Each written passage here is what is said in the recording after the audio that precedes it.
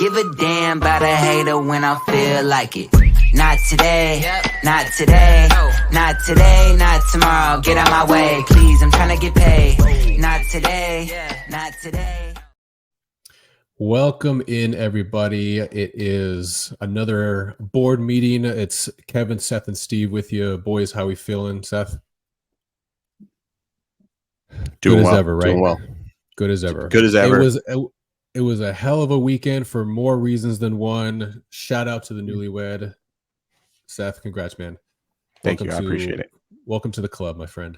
Hey. Gonna get into some college football stuff here. We're gonna dissect some matchup maps. We're gonna talk about what our model did this past week and look forward to the week ahead, as well as some of the marquee matchups for the week. So let's not beat around the bush. Let's not waste any time. Let's get into it right now. So here we got the matchup map looking back at week 3 here. So Steve, give me one of your takeaways. Like, what's the first thing that comes to your mind when we're looking back at week 3?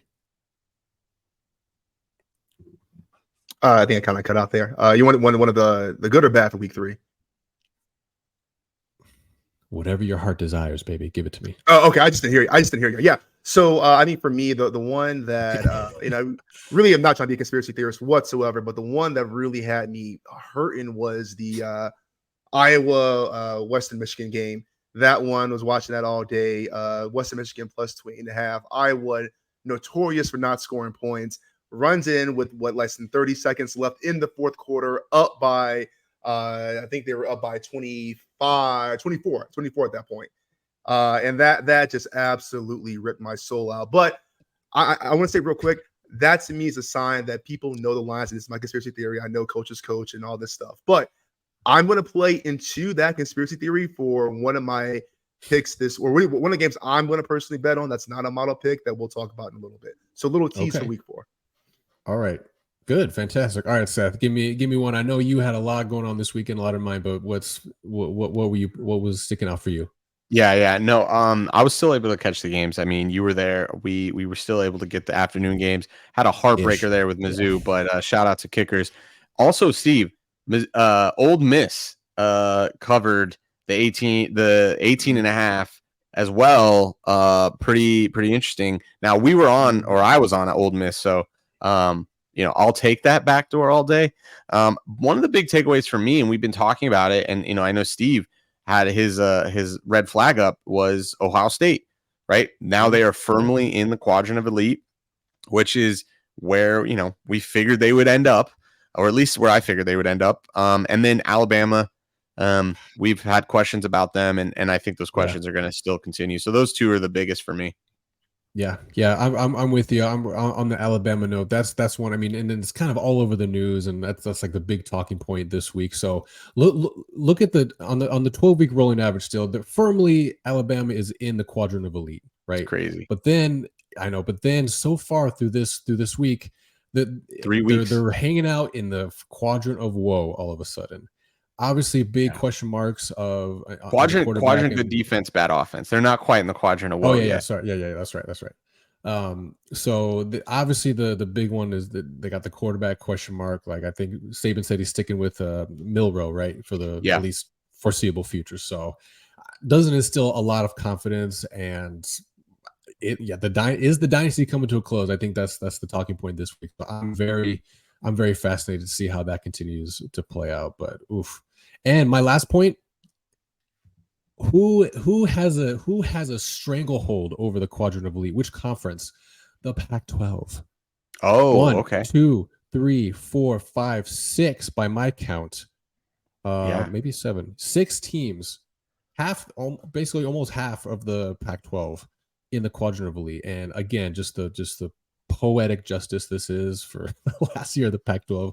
Shit's insane, man. It really is just insane. So and the Pac-12 games are just starting this week. Really, it's been pretty much most non-conference up until now.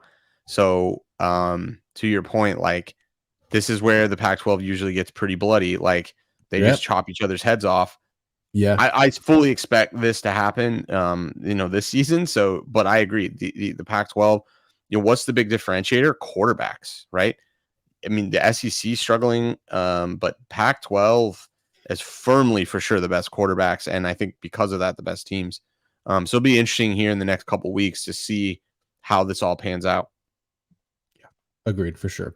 Now, no pun intended, but speaking of bloody, the model didn't have the best weekend. Our numbers didn't do so well in terms of the predictions that met the 2% criteria or greater. So, Florida and Ole Miss, the opening line there was 19.5, but yeah, I think they covered it either way. I forget the final score, but yeah, it closed at 18, but yeah, they backdoored luckily. And then the one thing I want to point out here, we weren't able to catch openers, so this was a little bit more of an art. We had to use the raw model output and not regress to the market because we were in Alabama. We couldn't bet. So, this is, to me, we've talked about this before. Like when you try to use the model, like unsupervised, sometimes it can go a little wrong. Right. Yeah. But shout out to the kickers, man. Yeah. We were watching that K-State Iowa game, and I was, that just didn't look good. But Georgia, I mean, real quick note on Georgia, Steve. I mean, let me go back to the matchup map for Georgia. I mean, they're still where most expect them to be, but they're not quite as dominant, at least on the offensive side of the ball, as I thought they might have been, right? And they haven't played. Who do they just barely beat, or not barely, but South Carolina? Was it this past weekend? Yeah. So Steve, what's your? I mean, what should we be worried about Georgia too? No, this is what kind of worries me. Not necessarily about Georgia this year, but kind of what Georgia does. Like, Georgia is that classic play with your food team, right? They're a dominant team. We've seen what they've done when time gets real, but they went through the same stretch last year, or at least a couple of years ago for a little bit before they really turned it on. And so we've seen this before from teams where they haven't really blown them out. But I don't know if it's necessarily time to worry. I think that was kind of a fluke thing. And I say the same thing about FAU and Clemson, and really kind of the other way, where I don't really know. I don't really believe Clemson is back after that one game. Now, they did dominate FAU, and that was a game I was really excited about, and we know how that turned out. But I'm not quite pushing the panic button yet on Georgia. I'm not quite a believer in Clemson yet. Okay. All right. Yeah, I don't know. If you go back to the matchup map, though, I like the way that I'm starting to picture the landscape is like there are no true dominant teams. Your Georgias, your Ohio States, like their new quarterback. Alabama looks like they don't even have a quarterback. SC, we still have yet to see them play a team that has any resemblance of a defense. So I'm not all that convinced that SC's defense is truly where it is right now. Notre Dame hasn't really played anybody, and here we are, week 4. We're going to talk about it. I mean, there's marquee matchup after marquee matchup, but like, week 4 is really, I feel like, going to be the inflection point for this season, because this is where like the good teams are going to start playing other really good teams, and if we see dominance one way or the other, like we'll start to kind of see things kind of come into picture. But as of right now, who, if you put a gun to my head and you said I had to bet my life on a team to win, like who would you bet? Like, there isn't not really a layup answer. Right. Yeah. At least for me. I think the hesitation in all of our responses, kind of says it all. Because I agree. Yeah, I agree with you. There isn't somebody like the ones that we thought, preseason going to preseason favorites, etc. The Georgias, the Alabamas, and if you want to throw maybe Florida States in there, whatever. Like, yeah, none of them have really shown up and showed out so far through 3 weeks consistently. Yeah. So, and then that LSU dominance for Florida State is then now questioned with almost fumble against Boston College. Like, yeah, I don't perceive any of these teams as super dominant as of now. I mean, what if Notre Dame goes in, or Ohio State goes in Notre Dame and Notre Dame wins by 2 touchdowns? Like, right. Shout out. So I don't know. I mean, a lot of question marks. Week 4 is going to be super exciting. Yeah, no, not to follow up on that, because I think there's seven games this weekend where both teams are ranked in the top 25. Oh, wow. So the most that I think that's the most that's been in a couple of years. I was reading on that on ESPN today. So in that vein, there's a few games. Let's dive into a few of them here because inflection point I think is the appropriate phrase to use here.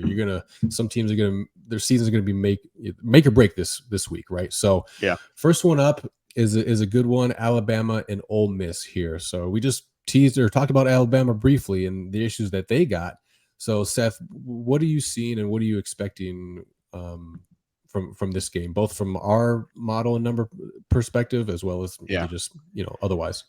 Yeah. So, what we have here, right, is models outputting 11. Remember, though, we have about 8 in-season statistics, like offensive EPA, explosive, success rate, like some really predictive statistics. But then those are also weighted down by previous season statistics for those things.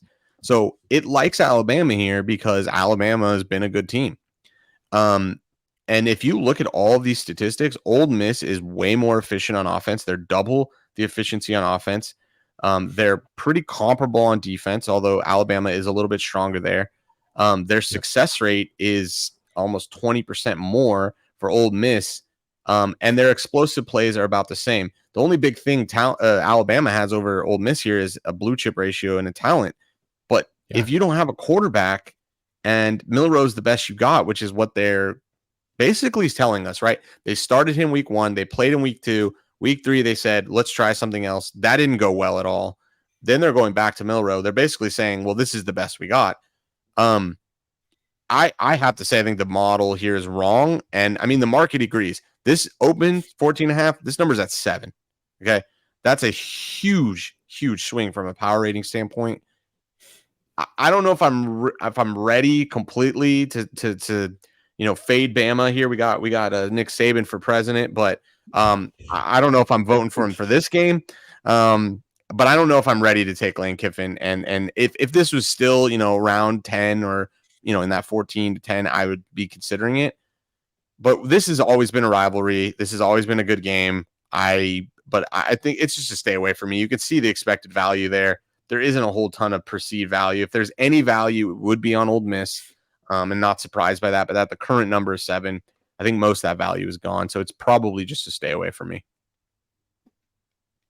Yeah, complete opposite for me. I'm trying everything in my power to not go nuclear, as you would say, on this. Now to on your Ole point, Miss? Ole Miss, yes, absolutely. Now to your point, a lot of this value is gone. So let's be smart here, right?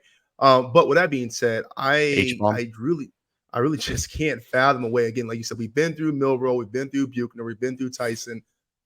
Alabama looked absolutely horrible. And I believe if it wasn't for that rain delay, they would have lost to USF. USF had all the momentum. They had no answers, and they had a 2-hour rain delay for Lane Kiffin to prep, because at that point, that's when they made the quarterback change again. And that's what we kind of saw a little bit of life from Alabama. But Ole Miss, with the more explosive offense, they are not. Bama's defense still is good, so I want to give credit where credit is due. But you can't tell me Lane Kiffin coming off that 19.5 over or last week for the spread cover, going up against Saban as a disciple. You can't tell me that this one isn't special. And I think this really is that chance for him to go through. So I want to stay away from the angles and the arts and whatnot, but everything I see from the matchup map, from the landscape, from the statistics, just tells me Ole Miss is the better team, which is wild to say. They're just statistically the better team. And I think we're going to see that play out on Saturday. Yeah, I don't disagree. And I think the other important, you said no angles. I mean, there are some important angles here. Defensive coordinator, Ole Miss, former defensive coordinator from Bama. He just left Bama on his own accord and went to Ole Miss. Explain that to me. There's some bad blood maybe there, but more importantly, he's going to understand how that defense gets prepared. He's going to be able to prepare the offense to be ready for an Alabama defense. And then more importantly, this defense is good. Is it? It's good against a Texas team that whooped their ass, had explosive play after explosive play, a Middle Tennessee team, and a South Florida team that isn't all that talented. So, look, I don't want to be too hyperbolic here. Are they good? I'm sure they are. But how good are they? We're going up against a real deal Holyfield SEC offense here in Lane Kiffin. And I don't know. I don't think you're wrong here. I don't think you're wrong here at all. I think, yeah, maybe not nuclear, but a little small H bomb may hit the spot. So the tide gets rolled, huh? I think that's what's going to happen. I mean, if you're going to touch, we're all kind of leaning that way. In my opinion, like, yeah, I think you just take the points. I think you just take the points. Yeah. If you can get a 7.5, you rejoice the day. I'm sure there's going to be a little bit of leaning into like, oh, money line for sure. Yeah. This is still Nick Saban. This is still Alabama. But look, maybe it's over. Maybe it's over. I don't know. Yeah. My last thought on this is that, you know, then this is anecdote, doesn't really hold any sort of weight here, but third quarter of this game, we were all watching this game convinced that we might need to sprinkle in a little bit on USF money line. And I certainly did. And then when can you ever say that about an Alabama team? And to your point, Seth, about them SF not being a good offense, Ole Miss is going to be that. That's one thing Lane Kiffin does. It's offense. And so you look at where Ole Miss is on the matchup map. You look at them, firmly planted on the right side of that chart. I don't know, man. This is tough for me. That's a tough one. I mean, EPA per play, right? The EPA per play, which is where the matchup map is, they're double the efficiency on offense. For every play that Ole Miss runs, they're double the efficiency, meaning they put on double the amount of points. Now, is Alabama's defense half? Can they cut that in half? Because that's what they're going to have to do. I'm not sure. And I don't know. I mean, this. Yeah, wait, Kev, can you go back to the next map real quick? Yep. Yeah. So and to Steph's point, I want to make one more thing about this. Two things. One, remember that 17-3 score. It was a one-score game with less than a minute left in the fourth quarter. Like that was a garbage time touchdown that really put that away. But to your point, Seth, about Alabama not being a good offense and Ole Miss having much more explosive plays, can their defense keep up? Look where USF is at. They're in the quadrant of sucks. So USF is right below NIU, right above UConn, right? So if you're telling me Alabama can essentially put up 10 points, let's call it what it is. Now, the weather was a little horrible. I'll give them that. But if you're doing that against a USF team that is a below average defensive team, what do you do against Ole Miss? That's my question and my concern. Yeah. And by all accounts, this is technically a good defense. This is an above average defense. I mean, we saw what we see where Texas is. Texas is right next to Alabama. And we saw what they were able to do from explosive plays. Quinn Ewers had all day, and Milroe was not able to move the ball whatsoever. So I don't know. Maybe money line is the move. I don't want to oversimplify, like to put in perspective, our model describes 42% of the variance in what actually happens and what doesn't. That's extremely high, meaning like this model is based in reality and it's bringing me back to earth. Like it puts the number at 11.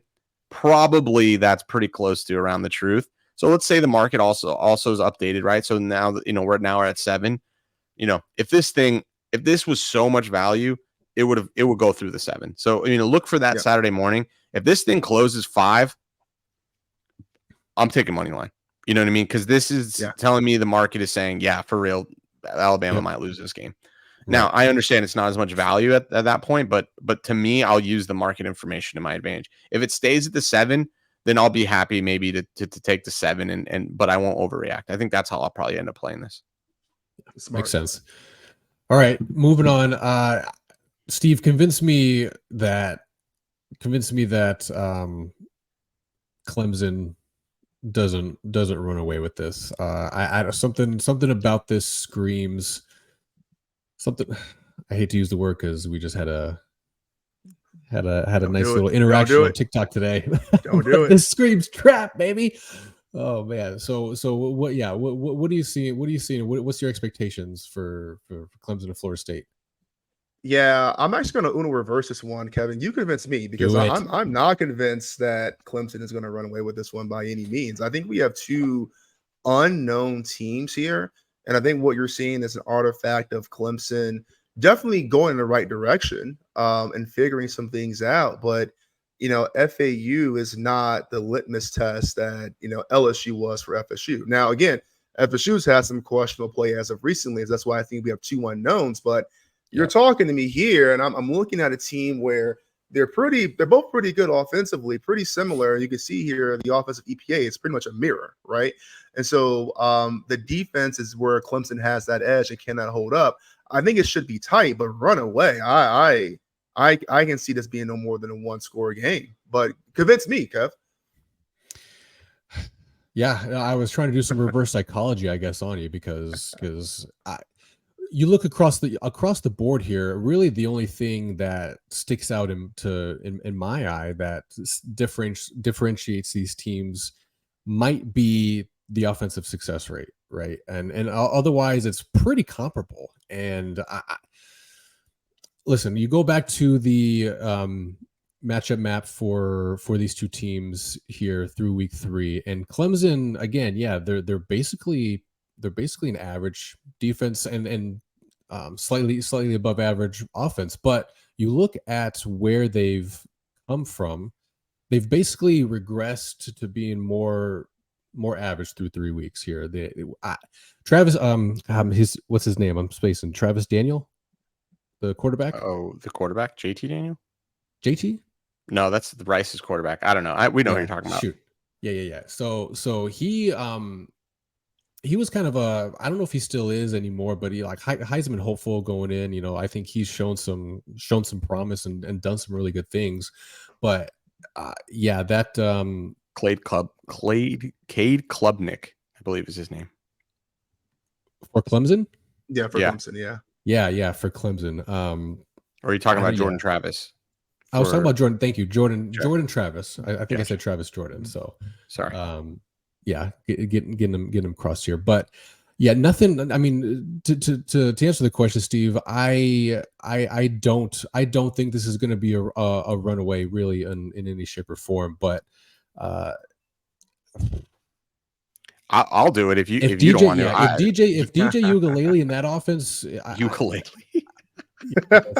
DJ Ukulele. That's just, it's one of those things you say. But I thought there was obviously struggles with him behind center. I mean, are we really convinced that Cade is going to take this team much further than he could? Yeah, I'm convinced. Yeah, I'm super convinced. This is an overreaction to them fumbling over and over and over at Duke and winning that game in the box score and on the stat sheet. Clemson would have won that game. I dare you. I would say they would have covered 2 fumbles in the red zone, less than the 5-yard line. One of those was a run back for a touchdown. I'm not convinced here with this super efficient offense from Florida State. I mean, if you see here, we're looking from an EPA per play, very similar. And the defense, though, definitely leans in the direction of Clemson. And, we also lean in the blue chip ratio, some better talent. If we look at the offensive success rate on standard downs, we see almost 20% better for Clemson. They're going to be able to run the ball better. They're going to be able to eat clock. And I don't know that JT Daniels not JT Daniels, but Jordan Travis is going to be able to slang the ball all over the place and be able to, control the clock enough to win this game. Now, the model says the number 6 here, and that number is swung. And the current market is at Florida State -2.5. So that's gone. That the market has eaten that, pretty far direction. Yeah, I'm going to take the +2.5 Clemson here. I think that this is a market overreaction to a game that they probably should have won against Duke. And then if you throw that game out, they've rolled every week. Now, I know we have some concerns, but aren't those concerns just based off what happened week 1? Well, if they cover week 1, do we have concerns? Because up until this point, that's the only thing. Yeah. And look where Duke is. Duke is placing itself in the quadrant of elite. This Duke team not only was good last year, they're good this year. So is it crazy that Duke beat them? Maybe not. Yeah, I hear what you're saying, and I don't. So to answer your question, yeah, if they cover and beat Duke, do we have this much concern? And obviously no, right? Now, with that being said, though, are we, to the same point for Florida State, are we giving too much hindrance on this one slip up against Boston College where they still won that game? Again, that team, Boston College, not as good as Duke on a matchup map. I would definitely give you that. But you look at their body of work, right? So you take out the Duke game, but you're left with FAU and Charleston Southern, right? And so for FSU, though, you take out the Boston College game, you got a pretty convincing win over LSU, and then another beat down over Southern Miss, which I would equate with Charleston Southern. So to your point, Seth, I agree with you. I do think it's gonna be tight one way or the other. I don't think it's gonna be a blowout, but yeah, I'm more of a believer in FSU than I say I'm a believer in Clemson at this point. Yeah, and I think we probably both agree here. If FSU is the real deal, they have to win this game. They don't have to win by 14. Oh, yeah. They can win by a field goal, but they have to win this game because Clemson maybe is shaky, maybe not. I think we don't know yet, but I think I'm starting to realize we may not know about Florida State either, and they were getting a lot of hype. And the other question I have, to your point, is how bad is LSU? I still don't know either yet, and I don't know. We'll see, I guess, so to speak. But this is going to be a good game. I think no matter what, this is going to be a good game. Very evenly matched teams overall, but two different styles. So it's going to be, it's no matter what side you bet in this game, it's probably going to be a sweat. Yeah. Now I will say to your point, Seth, if Clemson beats FSU, I'm no longer concerned about Clemson. Okay. And now FSU can still be overhyped, but to me that rights that wrong of we got something going on here. All right, call Dabo. Well, speaking of overhyped, perhaps, I mean, maybe probably one of the more anticipated games of the week, at least, right? But the hype train certainly rose on, the Dion hype train, baby. So, this one is gonna be probably just draw record handles. You're gonna see all the numbers coming out. Yeah, it's gonna be insane. It's gonna be break TV viewing records, all types of shit. So can we actually watch it? Is this on the Pac-12 network? This, I think, is actually going to be on Fox. Thank God. Thank God. If I'm not, ABC, even better. Okay, perfect. Right. Yep. So national broadcast and everything, baby. Yeah, they can't mess this one up. So, all right. So our model has the number at 23 in favor of Oregon here. So and not quite, almost full-on play for the model in terms of our criteria, right? So there's a little bit of value to be had on Oregon, perhaps. This number is currently settling around 21 and a half, depending on where you look. So Seth, I don't know. Do you think it's going to be that bad? Do you think Colorado stands a chance? Yeah, I'm the biggest hater in the room, maybe in the U.S. Oregon rolls here. Oregon rolls. Give me the 21 and a half.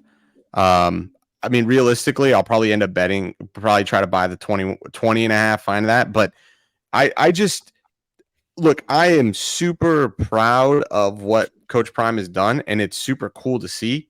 But this idea that they're like going to be in the top 10 of college football in 1 year through the transfer portal, I think is a dumb idea. It's just not what I believe will happen. Now, I don't hope he proves me wrong, but if he proves me wrong, good for him. He's proved everyone wrong his whole career, and I'll just be another guy wrong on the side of his road. And I'm okay with that. But up until then, I'm hating because this is a median team. If you go to the matchup map, are they much, much improved from what they did 2 years ago? Yeah, yes, extremely. But they're an average team. They're an average team. And is that really impressive to do when you are the worst team? Yeah, it's super impressive. But we're talking about Oregon as a contender, as a national championship contender here. We're talking top 5 teams, okay? That's in a different stratosphere. I think they're different stratosphere from every skill position. If you look at the actual data here in the matchup, they're double the efficiency on offense, almost double the efficiency on defense. Their success rate's almost 20% more on pass plays and standard downs. Their defense is more efficient. They score more explosive plays. I mean, every which way, Oregon is dominant. Now, does Prime know how to get his guys ready? Yes, but Oregon is playing it exactly how they should. Oregon is favored here. They're favored big. We haven't heard a peep out of nobody. Even the duck ain't talking. And what is Prime going to do in his first week when he doesn't have some manufactured drama to give his guys? It's all been about me versus the world, me versus the world, me versus the world. And they've used that. And good for them for doing that. But this is a whole different stratosphere. There is no me. This is best talent. People, Bo's trying to win a Heisman. I honestly, I'm hating hard here. Give me Oregon. I think they roll all day. I think they cover. I will be betting this. Give me the 21. I'll eat it up. So to your point, I just checked on Unabated's odds screen, by the way. You can get 20.5 on BetMGM, at least in Arizona here. So I don't know if that's going to be the same. I'm pulling it up now. I'm betting this live. It's loading. It's loading, baby. Let's get it. Yeah. So I mean, to your point, Seth, there's really, I mean, what you would have to manufacture, you'd have to pull something and search really hard and deep and fast. Nike's against you. Nike's against me, fine, but to your point about Prime's good at motivating and doing these type of things, yes, and that's something that a model or maybe the market can't really quantify fully, which is totally fair and fine, but really, like you're grasping for straws, in my opinion, at that point. I mean, now don't forget the fact that Travis Hunter, their two-way star, is going to be sidelined. Right. So how do they replace that production? I'm not sure they have an answer for that. Right. True. Obviously the market has already contemplated that. And that's been known for a while, but I'm with you. I don't see any way that Colorado doesn't get run out of the building. Yeah. And I think what's more concerning for me, for everything that Seth just said, and I do believe that there will be some manufacturer drama. I think the Aflac Duck is going to start a beef with Dion. That's going to transfer over to the Oregon Ducks, and then that's where we get our drama. But with that being said, what concerns me about this Colorado team, and I'm all for anarchy. I'm all for Cinderella stories. Like, I want this Colorado team to wreak havoc just cause. But I do think they're going to get blown out of the water. This is a different tier of a team in Oregon. What concerns me about Colorado is when you look at not just the points they've given up per game, but against the teams and where their offensive EPA has been, their opponent's offensive EPA has been. So if you can go back to the matchup, Matt, Kev, you talk about a Colorado team that gave up 42 to TCU, right? And we see them just eke through week 3. They've eked back into that conference, or excuse me, that quadrant of elite there, but they're pretty average on both ends, right? Just slightly above. You had a good game against Nebraska, but it's Nebraska, right? And then you gave up 28 in regular time to Colorado State, who you can see there is in the quadrant of woe, right behind UNLV. Really a subpar offensive team. And for all that Colorado's done, for Shedeur Sanders throwing for 400 to 500 yards per game and lighting up the scoreboard, their defense to me is the bigger issue. When you go against an Oregon team, which granted, who has Oregon played besides Texas Tech, they played similar quality opponents as Colorado, but Oregon just looks to be a different beast. And so we've seen them get into shootouts with less or really I say with inferior offensive teams. What are they going to do when they get into a shootout against a superior offensive team? How are they going to handle that? Superior defensive I don't think they can. Team. Exactly. I don't think they can. I don't think so either. I'm with you. I don't know. We'll see how this plans out. I mean, the only thing I mean, Coach Prime would never coach this, but like if he could like tell the truth, or the kids could like bet on this game, he could like hype them up to cover. I would be like, oh yeah, like let's bet on Coach Prime. But like that's obviously not how he doesn't coach that way, right? So I think they win by 28. I think this is a 4-possession game by Oregon. We'll see. It's going to be, I mean, nonetheless, it's going to be exciting either way. I mean, just to watch. Even if they get blown out, it's going to be exciting to watch. So, okay, I think MGM is still getting hacked because it won't load. Still, all right, yeah. I haven't tried logging on since that came down. Maybe they are. Maybe they got some issues. Shout out. Okay, moving on to another marquee matchup here: Ohio State and Notre Dame. So we talked about it briefly and at the beginning. And Steve, I forget if it was you or Seth said it, but is there? We talked about in I think it was last board meeting or the one before that, where should we be worried about Ohio State? So through 3 weeks, I know they're coming in as a favorite here, and our number puts it at 6 in favor of Ohio State. But do you expect Ohio State to cover here, Steve? Oh man, so this is going to be a good test of who we think they are, right? To answer your question straight up, I think Notre Dame covers here. And this is a coin flip for me. You can easily make an argument and get me to flip to the other side. By no means am I sticking my foot in the sand on either side. What I will say though is, while Ohio State has definitely been on, I would say, the up and up from what we saw, maybe that's a week 1 overreaction. Notre Dame has just been kind of ho-hum, doing what they're supposed to do for the most part. Yeah. And that to me breeds a little more confidence, especially giving points, right? And so, if this were flipped and Notre Dame, right. If this were flipped the other way, I'd probably have to side with Ohio State, and that's just to me indication how good both these teams are. Yeah. Now to clarify, it is only a field goal game now in terms of the spread, so it's only in favor of Ohio State by field goal. So that's my question for you guys. Has this line been bet too much, and now there's value back on Ohio State? Like all day we're sitting here 7.5. Sure, give me Notre Dame. Now at 3, we're talking a field goal game. I mean, I don't disagree with anything you just said. I think that that's probably pretty damn close. If you look at those numbers, you look at the matchup map, these teams are identical almost. You may even, I don't disagree, and you may make a case that Sam Hartman, lean towards him and his experience at quarterback, and that, that gets them the W. I think that that's a fair argument. But I just wonder if this thing has been over kind of sold, so to speak, or overbought, I guess, technically on the Notre Dame side. And now you can grab basically a one score, easy layup field goal. I guess I don't know if you can get any 2.5s, but I don't know. This one's interesting. At -3, I think you have to have that conversation, a real serious conversation about that. And to your point, if this does dip down to 2.5, I think you're absolutely there, 100%. Yeah, would that be a trap line? Yeah, I would, Steve. I'm with you. I'm with you there, man. Yeah, I don't know. You guys probably haven't either. I haven't. I'm staying away from this at the moment. I'm going to check again Saturday morning, and if this does continue to move that way, then I'll be playing it. But I mean, Notre Dame, as far as like the eye test, frankly, unquantifiable type of thing. But I don't know. Have you guys been impressed? Because I frankly haven't been with Notre Dame. But to the counterpoint, Ohio State, again, we saw the issues in real time, in prime time with them.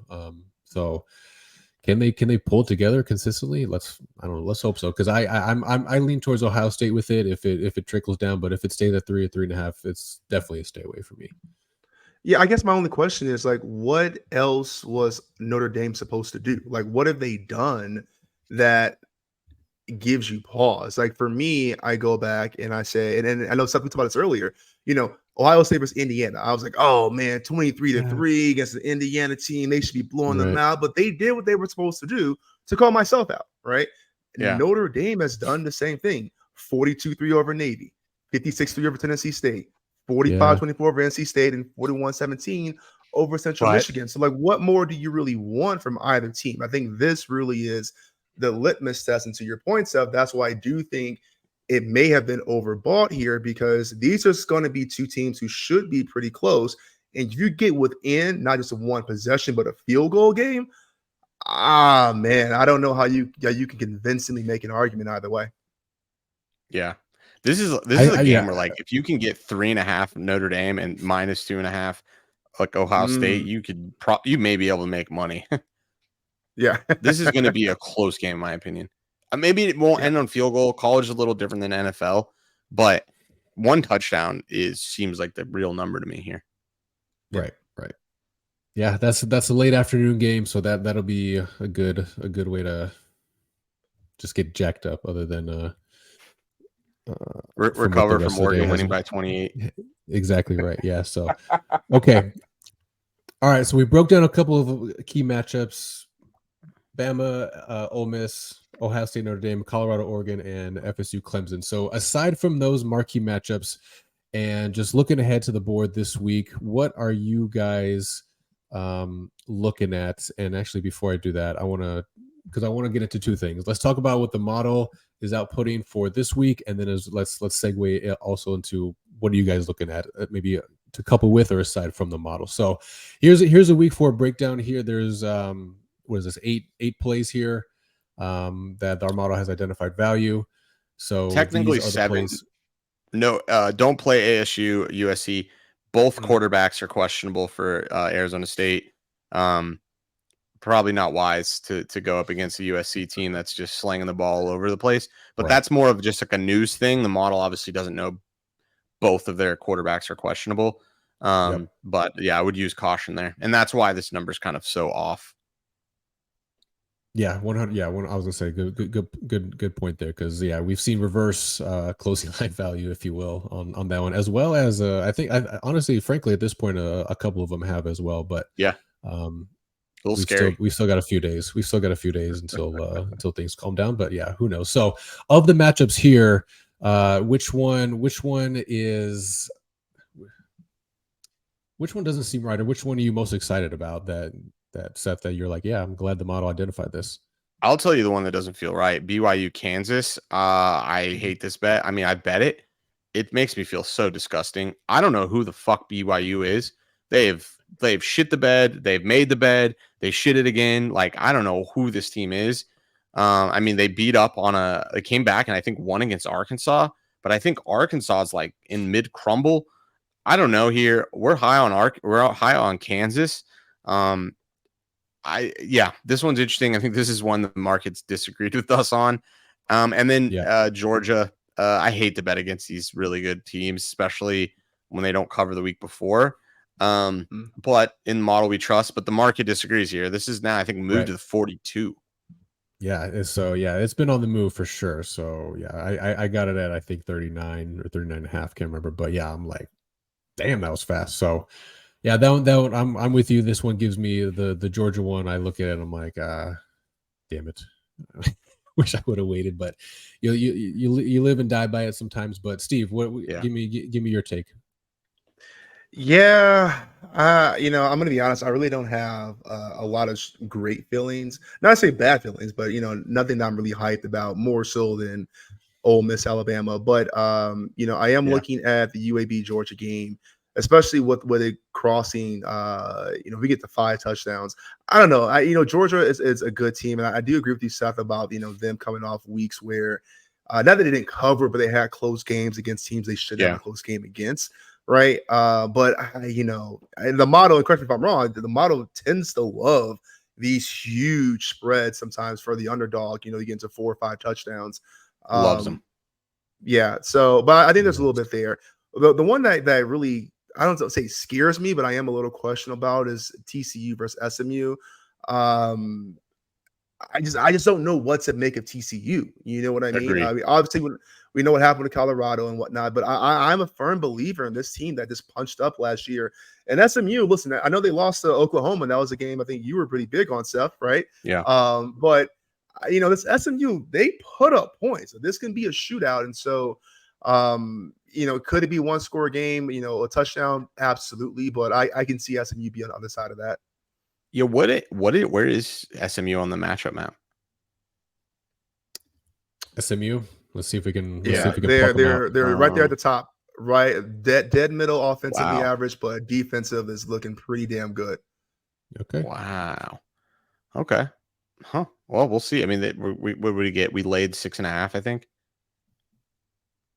for TCU. Yeah, I'm with you. Yeah. This card this week is.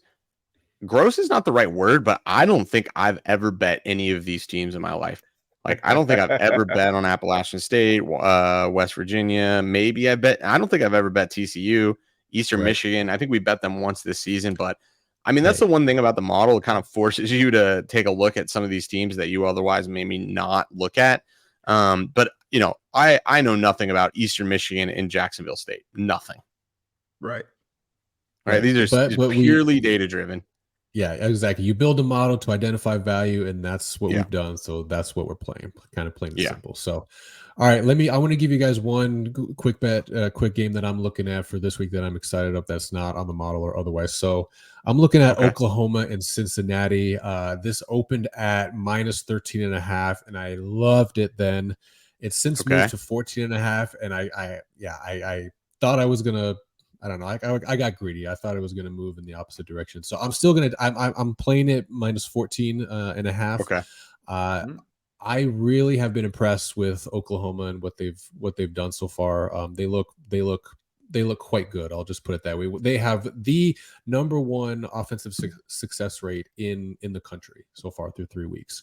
I like it. And yeah, Cincinnati's nothing to scoff at. I mean, they're probably in the top 30 percentile here, and they both have they're both on the same level in terms of offensive explosiveness rate too. So I like points in this game, but Oklahoma has just I mean they've looked apart. So I like them -14.5, and I would absolutely nuke it if I could get it at 13.5. All right, yeah, and Cincinnati really was very confusing last week. I mean, the model loved them, and the market was against us, and the market was right. Yeah, I mean, so I think the market agrees with you here. They like Oklahoma, and they're selling Cincy, so I think it's a good bet. I don't remember what the raw output was from the model for that game, but it's probably right around. I'm assuming the 14. Yeah, I don't have it offhand either, but. Yeah. Okay. Do you guys have any other ones that you're eyeballing that you've already nuked or looking to, or just something that you want to sprinkle on? How you feeling, Seth? No nuke, but I did bet the Oregon 20.5 -115. So I'm laying a little bit of juice there, but I'll take it. I'll take it. And people are talking about this. This would be an example of maybe a trap line where this is as much trap line that can exist. They've shaded the line in a direction that is appealing to recreational bettors. That's what a closest trap line you're going to get. But this number isn't so egregious, right? The true number is probably 21. So I'm happy with that. I may follow suit here and just buy the 13.5 Oklahoma. That does intrigue me. They are. Yeah. This is a good team. And they are kind of dominating their opponents, and they have a huge blue chip ratio. And now they're firmly in the race for the Big 12. So there's a lot of incentive to, definitely roll, as much as possible. Definitely. Now, do they play Texas next week? Because they always play the Red River rivalry. Yeah. So yes. One time fast. The triple R. And I think that's usually week 5 or 6. So it could be, the classic look ahead spot. But I don't know. I like that bet. Yeah. No, they have Iowa State next, and then Oklahoma on the October 7th. Yeah, I like it even more. Yeah, and I will say, so one game I am kind of looking at that I was a little bit on the fence here, but I'm probably going to pull the trigger on. And Kevin, this is to your point, or I think it was Seth, maybe was you saying this. The model makes you look at teams you would have otherwise not looked at. Sam Houston State. State is 12.5 point dogs against a Houston team. If you look here where Houston's at offensively, right, they're not very good. Now, Sam Houston's worse, but looking at the week, better defense. And I would say through all 3 weeks, Sam Houston State has looked pretty damn good. They're kind of like a Colorado S team where not necessarily the transfer portal, but with this whole shift in their divisional play, they've looked pretty okay. Now I've gotten burned because they held Air Force down to, they made her 13.5, 14-point favorites. They didn't cover, right? They held Air Force down. And then Air Force went ballistic the week after. So it's like, is Sam Houston State's defense really that good? Really good. Not that I necessarily believe so much in their offense, but 12.5 points against a team that really should have pretty good defense. I might have to dabble.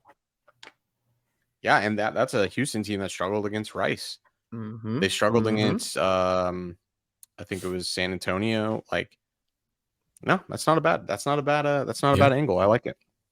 All right. I like it a lot. Well, shit, man. Marquee matchup weekend for sure. It's going to be an exciting one, no doubt.